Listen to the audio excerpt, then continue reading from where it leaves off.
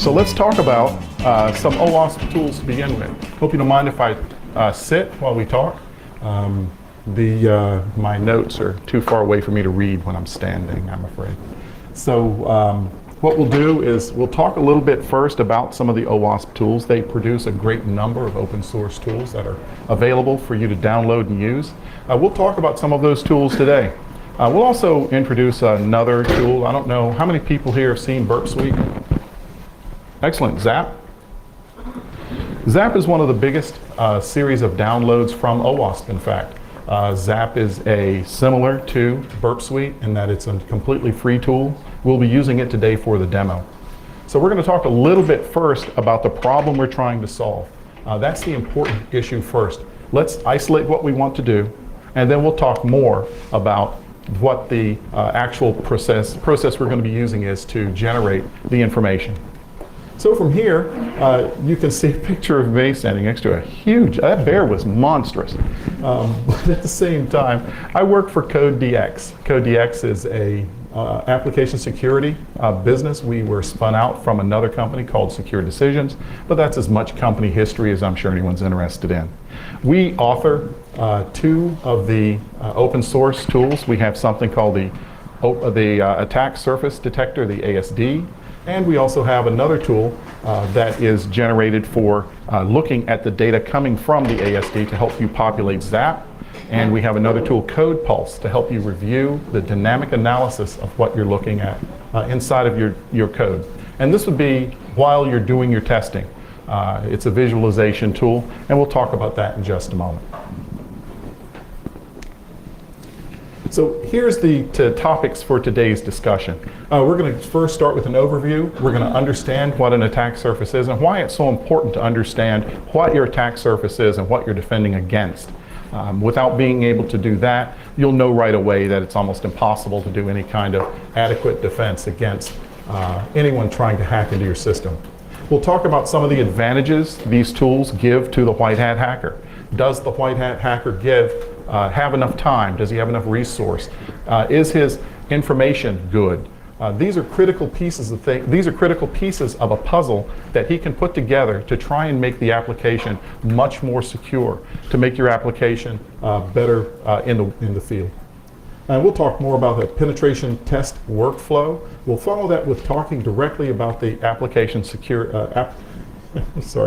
We'll talk about the Attack Surface Detector, the ASD, what the challenges it meets, and how it gives you the information you're looking for. And we're also going to talk about OWASP Code Pulse. Code Pulse is the visualization of dynamic information derived during your dynamic testing. And we'll wrap up at the end. I'll put links to all of these tools near the end, and then my contact information. We are displaying here at OWASP. We're down at booth 10, which will be down there near the coffee, which is a good thing. Not the good coffee, the coffee, that's on the other side. I'm on the outside near the beach. So, generally speaking, when you do this, you're vulnerable to attack. There is something that will make your code vulnerable. So you can't possibly be able to make sure that you have all possible avenues of attack covered. So understanding the attack surface is almost as important as understanding what your remediation will be to help fix whatever it is you find. So most of the people who are working in this industry know that it's a monumental task. How do you take information you're getting from development? How do you take it in a timely fashion and get all of that information out to either the developers to fix the problems or even detect the problems before things go into the field? So you might, simply turning on your computer can give you things like an OS problem where the OS is vulnerable. You may be using libraries in your OS, things completely unrelated to the attack surface that you are defending against, the ones you know about like in your source code. So that's a discussion for something else. But what we're going to do is we're going to refocus our attention. We're going to look back at a system and review how we can develop an attack surface to understand why that makes a difference. So I'm not a theoretical guy. I like a concrete example. So let's talk concrete. Now, 11 November last year was the 100th anniversary of World War I. This is the end of World War I. and we'll look at it from the point of view of it being our attack surface. So generally speaking, how do you defend from perhaps thousands of people motivated to come into your area and take your possessions, take land from you, or perhaps just threaten people you love? These were some of the issues that were fought during World War I, World War II as well, in a much different way. And the system you see here for just stopping a broad number of people attacking you. What do you do to make that happen? Now remember, this was in a day where you had single shot rifles. High duration machine guns were unavailable. You could get a machine gun, but they had to do all kinds of crazy things to keep the machine gun working. You had problems with logistics, getting ammunition to it to keep them fed. So looking at all of those problems, simply defending from a standing position, people coming across a field at you, would be almost impossible, especially if you're outnumbered. In this case, trenches came to the rescue in World War I. Even though during while I was doing some of the research to generate this paper, I found out that the French had a characteristic. They were trying to do the mobile attack, the stay on the move, stay on the offensive. And that kind of led to the German blitzkrieg strategy in the later years. But remember, no reliable gas engines. Tanks were in their infancy. Single shot weapons. All these things are against that kind of offensive action. Looking at the trenches themselves, what could you do to protect yourself? Well, you dig the trenches in. You put an area where you are only showing maybe the top of your head. So the attack exposure you have is only the soldiers above, looking above the trench. And this kept your men semi-safe. So when people attacked your position, you could fire at them while they were coming across thank you. They're coming across the line after you. And you could stop them in general. Big masses of attacks, machine guns, barbed wire. There are a lot of things that were developed along with trenches to help people keep you from being overrun. Now, the trenches themselves were also critical pieces of the infrastructure. You're defending what is behind the trench. You're not defending the trench intrinsically. That's not the value proposition. In this case, the value proposition is whatever is behind you. The trenches themselves, however, were used to make it so the attacker coming at you could be predicted. The zigzag trenches were put in so that if you lost part of a trench, you could use that part because they would have to come down known routes to attack you. Therefore, you could stop them in depth by backing up, seed part of the trench, and then you could fire into them. Now, the trenches themselves were also zigzagged to keep you from having enfilading fire, people firing into the trench along long lines. So you see, all of these different problems are being heaped up every time you have a solution. Zigzag the trench, defense in depth, other things to keep your defenses high and not allow the enemy to simply push through and allow you to be successfully attacked. Now, also during this time, we're looking at some of the initial start to combined arms. So you'll have large mortar attacks and then wave attacks of men. So the mortar attacks were one of the things that were deadly. The trenches once again to the rescue. Hunker down in the trench. Spread out your line of people. So all of these things are things you can do to protect yourself from having any kind of infiltration in your trench and also get basically overrun by the kinds of things that you see coming at you. So let's move back. We've talked a little bit about the trench warfare. We've talked about the attack surface of trench warfare and the defenses you can apply to mitigate those attacks. But let's take a look at some of the advantages that you would have as an ethical hacker trying to prevent anyone from breaking into your systems. We know that this is a huge task. Anyone who's worked in any kind of a security system know that you're kind of the last man on the boat. The systems generally will be released. You're given maybe some time if you're really lucky. You're given plenty of time. You might not be given enough manpower to do all of the checking and searching you need to do. So basically, since the attack can come from anywhere, you don't really know what to defend against first. And that's what some of these tools are going to help you do. It'll allow you to understand what kind of things can attack you And once again, you're manning the trenches. You're looking into keeping the enemy coming into routes that you can defend heavily.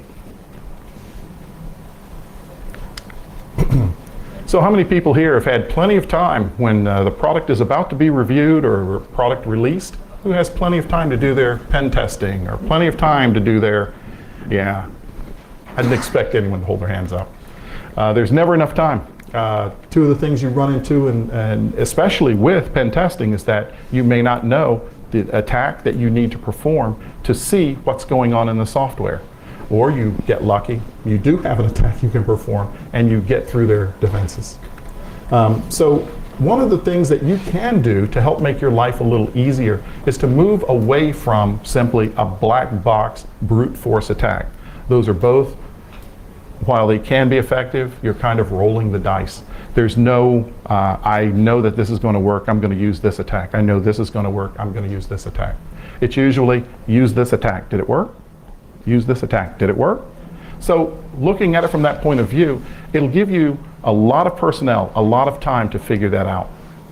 Now, what the white hat has to his advantage is that he does have access to several pieces of information ostensibly your black hat hacker does not have. He has access to the source code, to the developers.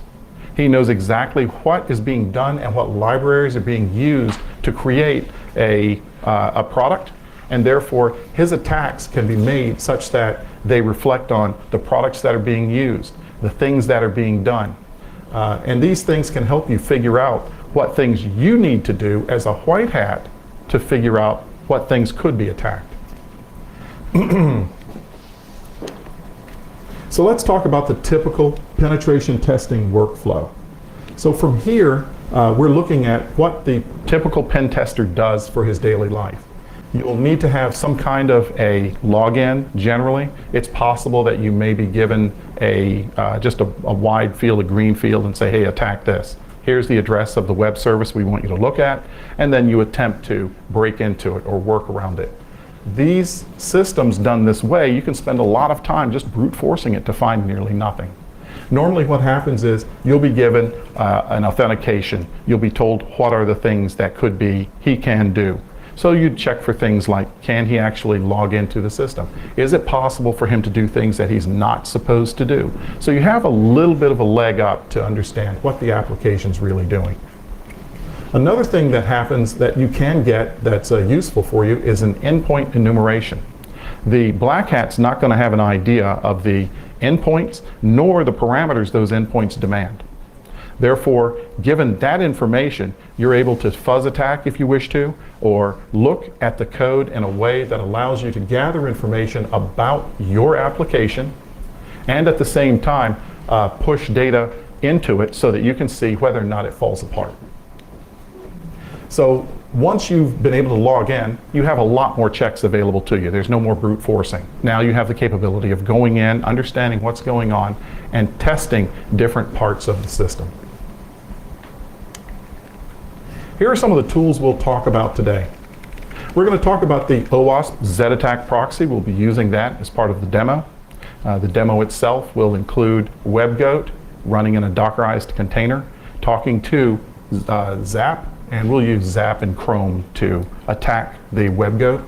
We'll also use the attack surface detector. Now, for WebGoat, we're not going to use the attack surface detector. We're going to use it during another open source piece of software called Pet Store. JPet Store is the actual name of it. And if anyone wants the information, I'm more than happy to give that to you. It's an open source project as well. Both of these are in Java. That's where we can take and use Code Pulse as an agent inside of Java to look at the JPet store, also running in a Docker container, and then look at the results of what our testing looks like.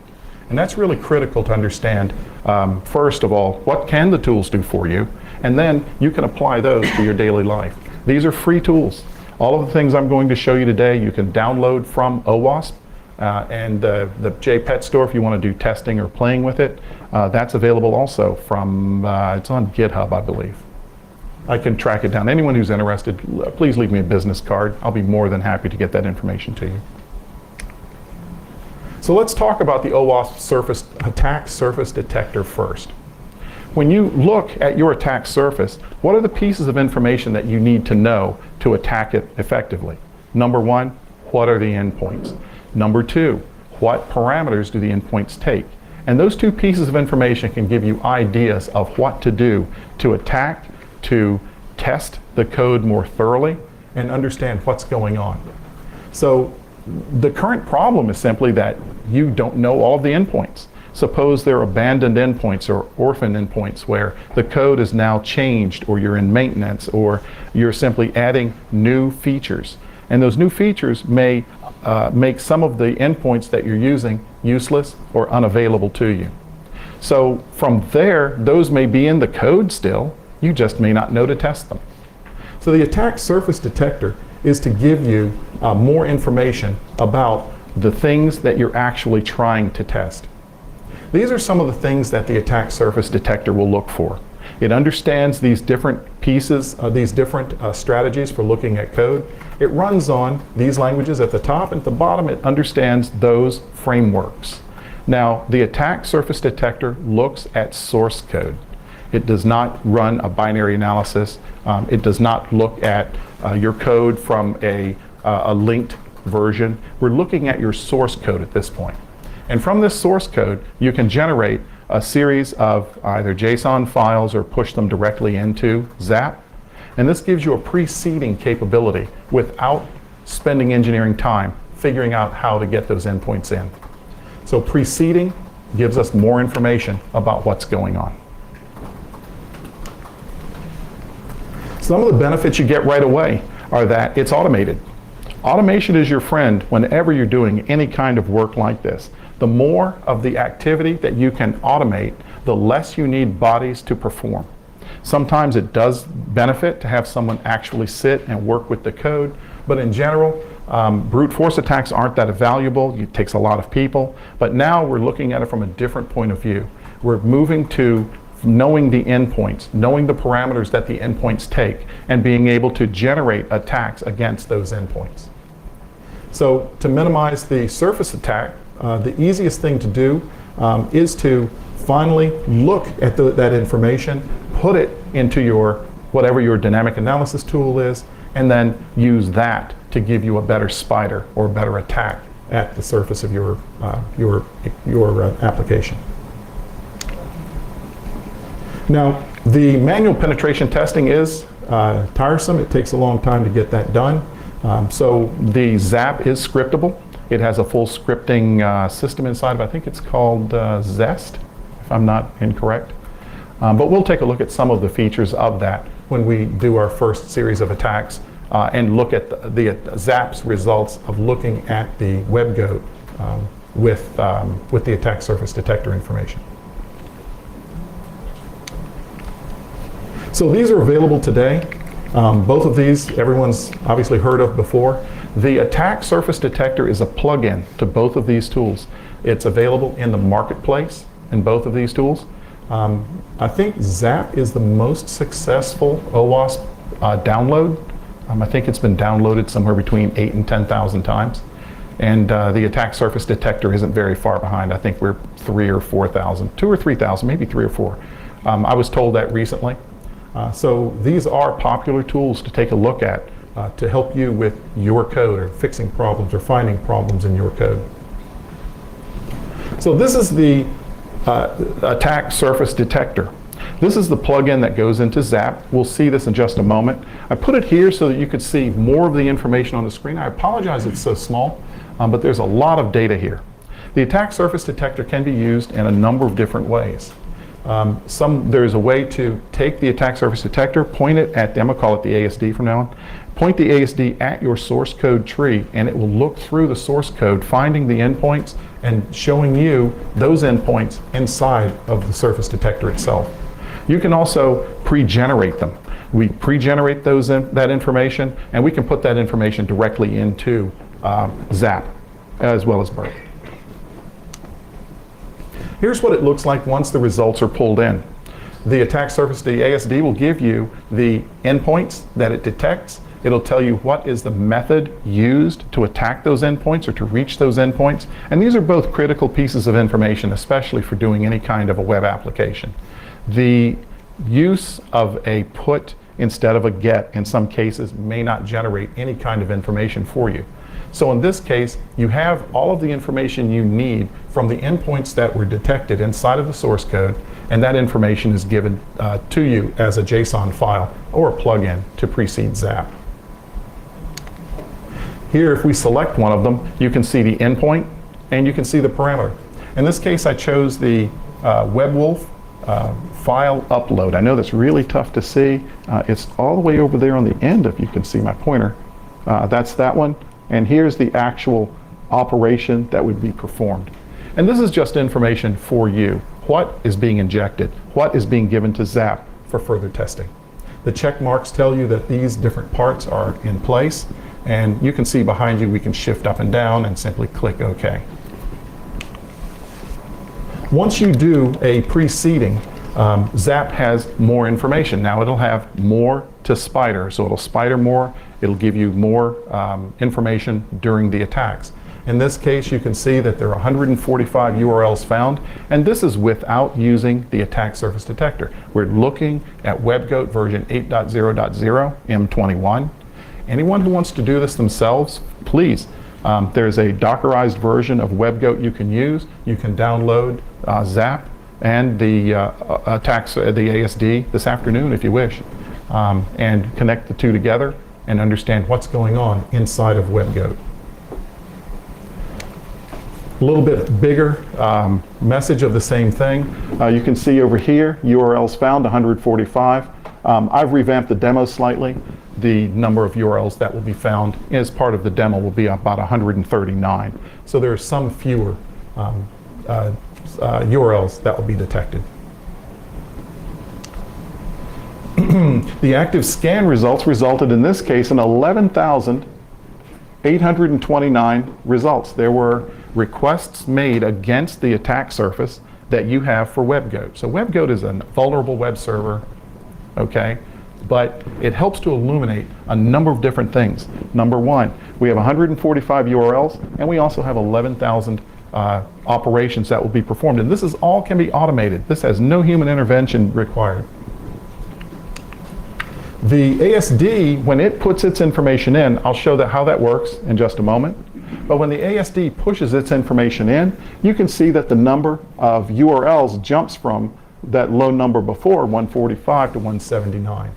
So now we have a much larger attack surface to look at. And these may be places where parts of WebGoat are not being maintained, or parts of WebGoat are just vulnerable by purpose, and these endpoints exist, but you may not have known about them. And you can see the number of requests performed against the much larger space, because now we don't just have the URL itself to attack, we also have the URL, we have the parameter list, so we can do a wide number of attacks against the same code. And this is looking at the same code. The only thing we've added has been the ASD. Now I'm going to shift gears. I know this is kind of jarring to do this. We've only got a few more slides, and then I'll go into the demo and show you how this works. So here, what we have is Code Pulse. Now Code Pulse is a completely separate product. It does something much closer to IAST. So looking at Code Pulse, we're going to take a Java piece of code. We're going to connect an agent to that Java piece of code, and that will be connecting, the agent will connect data back into Code Pulse. Now Code Pulse also has the benefit of looking at the source. We're going to take the WAR file generated for JPET Store, drop it into Code Pulse. It'll analyze it for us. I'll show you some of the results of that analysis. And from there, we'll be able to gather information for the pen tester to understand how much is being tested, how many things are being tested that weren't tested before, and how are the actual individual testers doing to give you coverage on your source code. So we can detect all of that information inside of Code Pulse, as well as give you a good visualization about what's going on. So we can take a look at how Code Pulse works. I've largely talked about some of it. This case, this animation I forgot to pull out actually, I'll be honest. But the animation here is where the black box perspective is the usual knowledge that the pen tester has. From there, we plug in the Code Pulse agent, and the Code Pulse agent runs, you can run it on Tomcat, it's fairly simple to do. I can talk about that if anyone's interested. It uses these two runtimes. So with these two runtimes, the Code Pulse agent can be placed into either to generate information that's going to be given back to Code Pulse, and then Code Pulse's information will be given to the white hat hacker. Now, the information you're looking at here is the glass box opportunity that the hacker has. If we look at that information directly, we can see that there's a bunch of information developed for you. Now, what I'm going to do is to show this again when I do the demo. It'll make a lot more sense at that point. But just generally speaking, we do a static analysis whenever you're given a WAR file to take a look at the information. That static analysis includes dependency check, so even another OWASP product. Now, when you download and install Code Pulse, you get the attack surface detector, you get dependency check. Dependency check is executed for you, the attack surface detector is executed for you, and the information reflected inside of the tool itself. Demo time. What we'll do is I'm going to switch off of PowerPoint and I'm going to move over to using a demo. We're actually going to use a live system.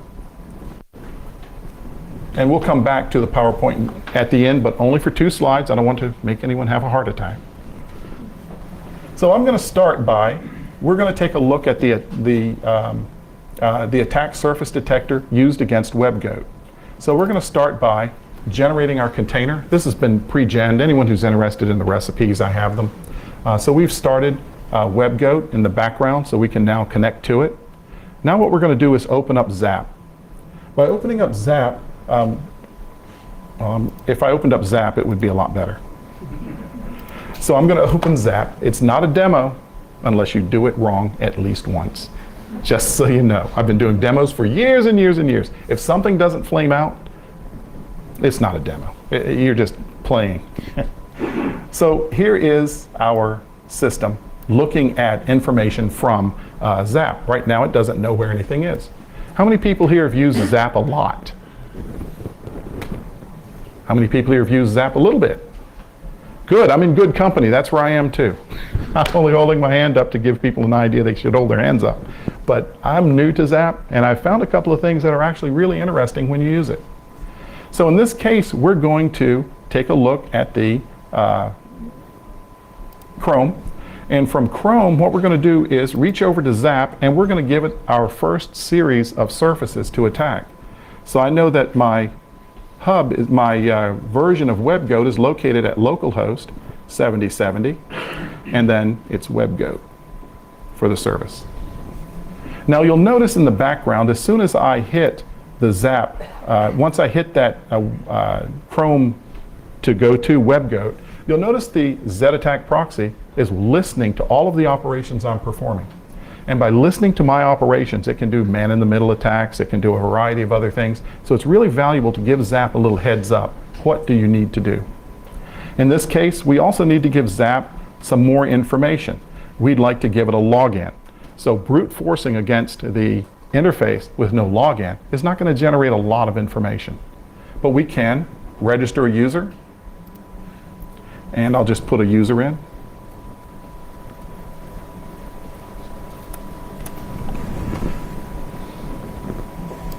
Like I said, it doesn't go wrong, you're not doing a demo.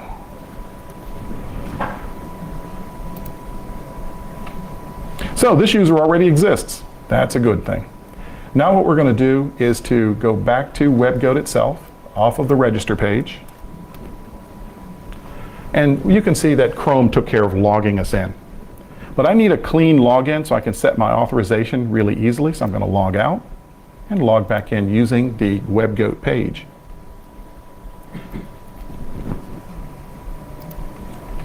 Okay, we've now given Zap the information it needs. What are the places in the code where we need to log in?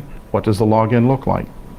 What we can do is close the Chrome at this point, and we're going to set a context. This context will allow us to evade attacking things we may not have the legal, I said legal, capability to do.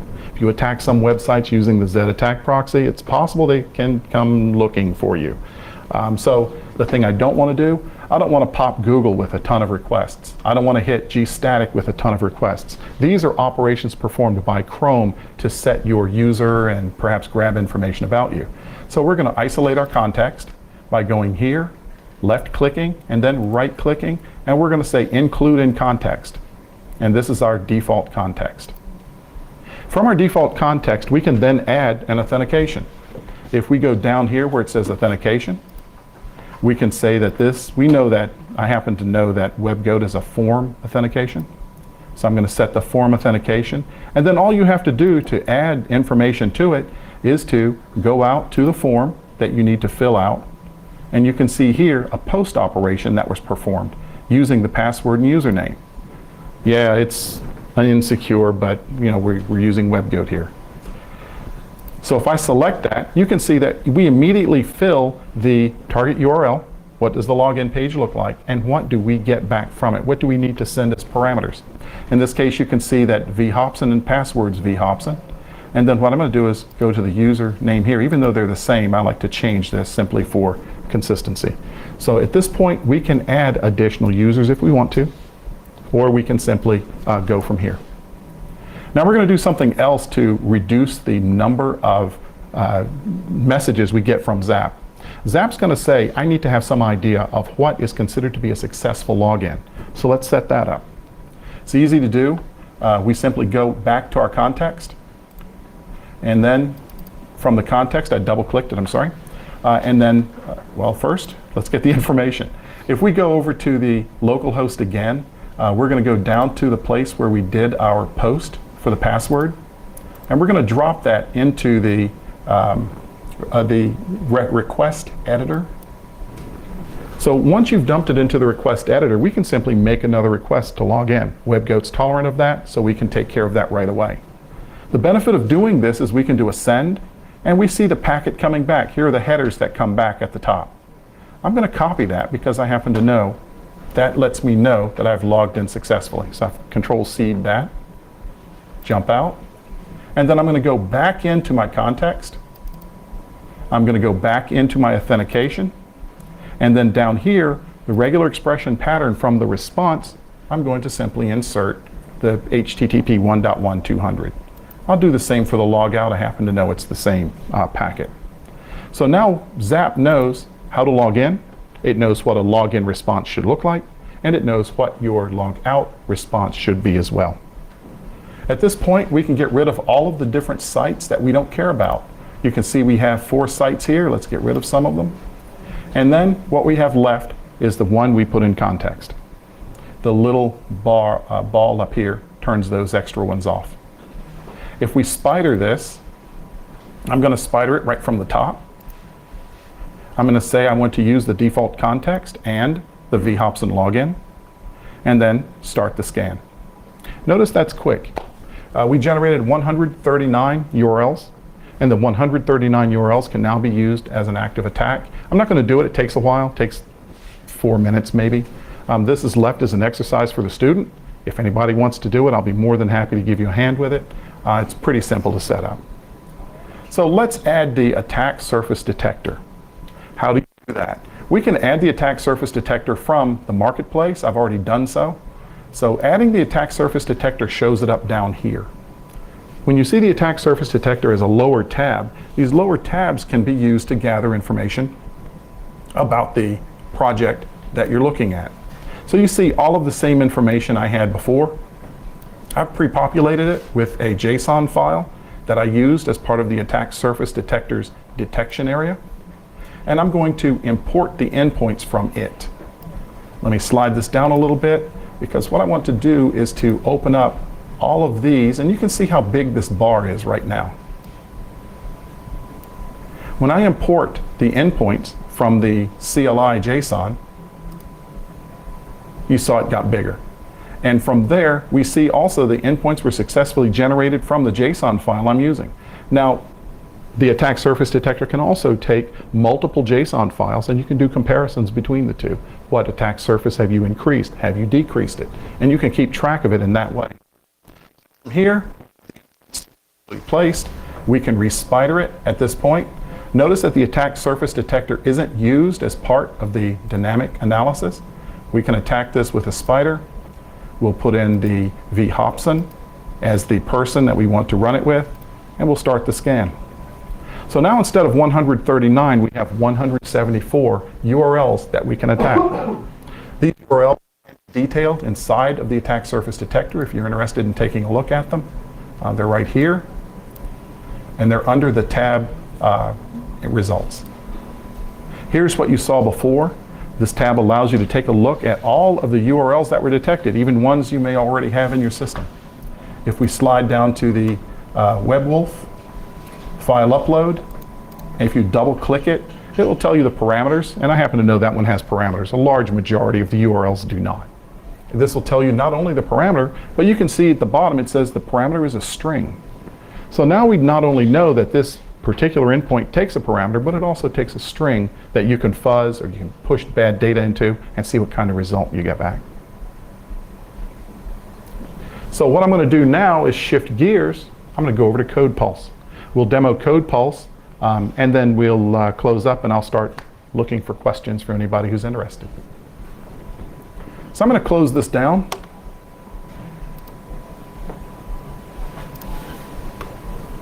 And this is easy to bring back up, by the way. So I'm going to close the WebGoat Docker. Now what we're going to do is take a look at Code Pulse. Code Pulse is a slightly different animal. As we said before, this is a visualization of the testing that you're doing while you're doing it. It's better related to IAST, as I'm told. I'm afraid I don't know much about IAST. How many people here use IAST or know a lot about it? It's a new thing as far as I can tell. It's not very old, I'm pretty sure. About 2-3 years old. Yeah, so you know, it's the new way to actually take and get results from your dynamic analyses. So from here, we're going to open, actually I'm going to delete that so that you can see the analysis for JPET Store is really simple. I'll simply open a new project inside of Code Pulse. And then what we're going to do is go here and grab the WAR file. So this has already been compiled. It's got a bunch of information about how the code actually runs, and we're going to open it. And then I'm going to tell Code Pulse to go ahead and take a look at it. So Code Pulse is going to do two things. It's going to look at the code. It's going to generate an inventory for all of the code you have here. It's going to generate a dependency check of all of the libraries that you're using. And from there, we're also going to run the attack surface detector. I'll show those to you inside. You can see the scanning is running on the jars right now. That's dependency check executing. And what we're doing there is we're trying to gather information about potential problems that you could have from your version of the jar that you're using. And dependency check will give you a CVE related to that. Notice that the trace has a check mark here and a check mark here. We don't trace the jars. You can if you wish. We can trace the jar's execution as well. But in this case, I'm not going to. It would simply slow things down for no real return. In this case too, looking at the code, we probably want to check what we want to look at. Notice when I click that check mark, it pulled open a tree map. I'm going to open this full screen. I'll reduce it in a moment.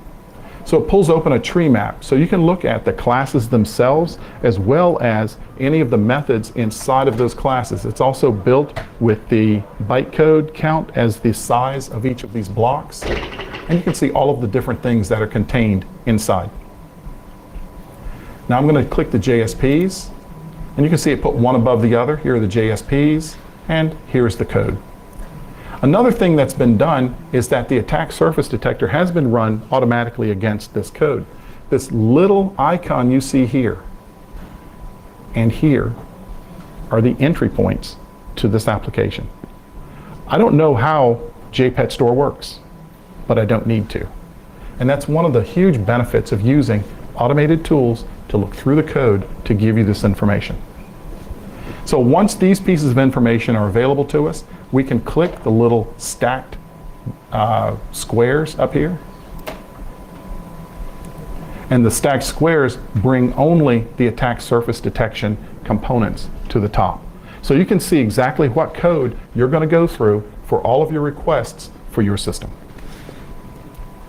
I've noticed that my dependency check failed. Once again, it's the curse of doing a demo. So what we're going to do is open these up. It doesn't seem to like me very well. We'll just look at the JSPs in that case. So I'll take that trace away. I'm going to reduce this because I need to open the JPet store. This is another Docker running in the background to bring up JPet store. And you'll notice as soon as I started JPet store, the agent connected to CodePulse. Now what I have done is I put a special command inside of the Tomcat in env, the environment for it. And what that did was specify the Java agent that would be run as part of this operation. That Java agent connects to a hard address, which is this, and this is running on the Docker side of the network. So if we go inside of this project in general, we add that data. You can see the little turning wheel. Now we're capturing data from the agent running JPet store. So what I'm going to do is pull that down. I'm going to get rid of that so we can see the code. Actually, you know what I'm going to have to do? I'm going to have to restart it too. I apologize. This goes smoothly until someone's watching.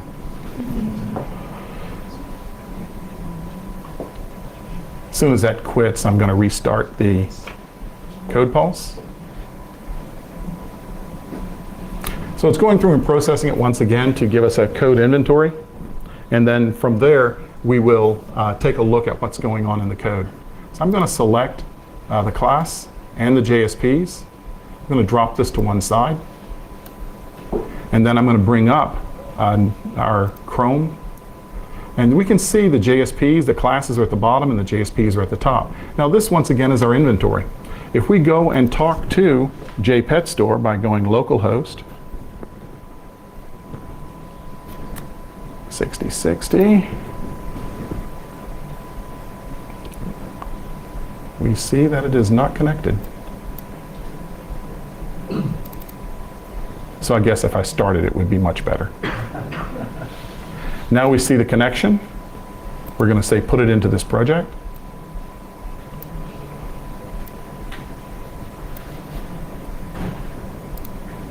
And then from here, we're going to take a look at JPet store again.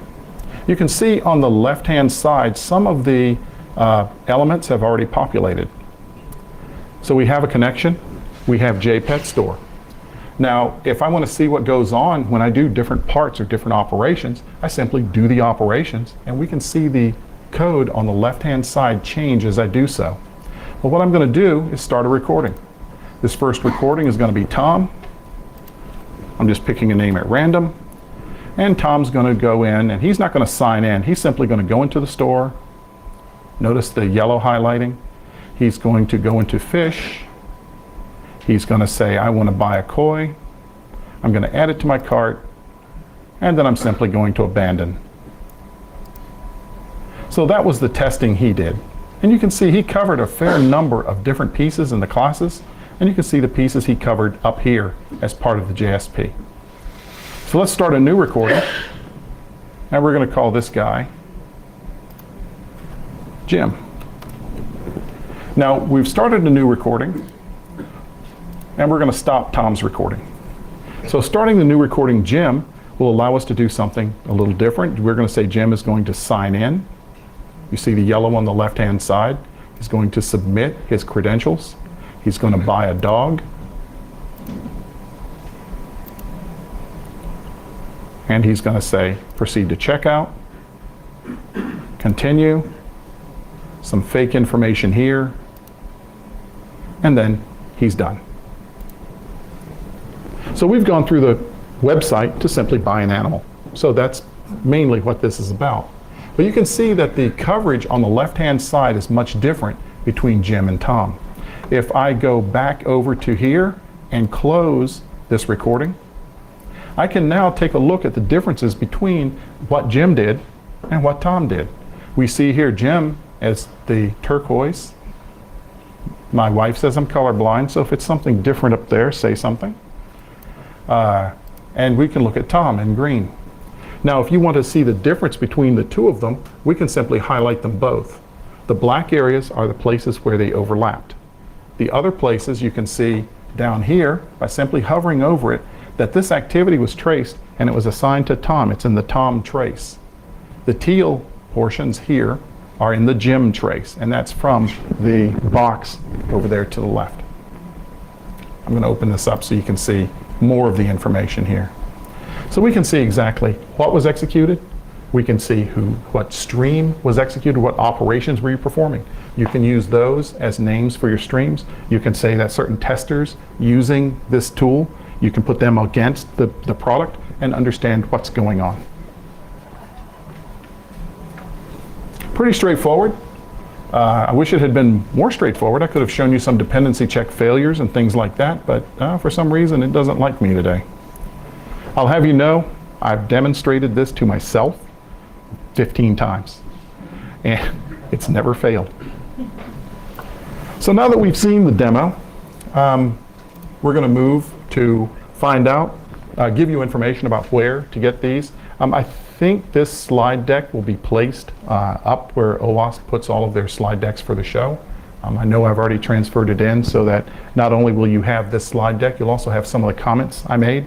I didn't follow exactly the script, but I hope that didn't bother anyone. And finally, where can you find me? I'm down at booth 10 in the vendor area, down near the pool. I'd be happy to see anybody come by. It'd be great to talk to you and see what kind of things you're doing. We can talk about Code DX, or if you want to simply email me any questions you might have, I'll be more than happy to answer.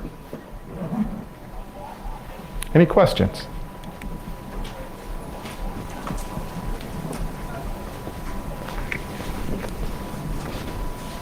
If anyone has questions, I can bring the mic over to them. All right. No questions? Great. Thank you very Yeah. much for attending, Susan.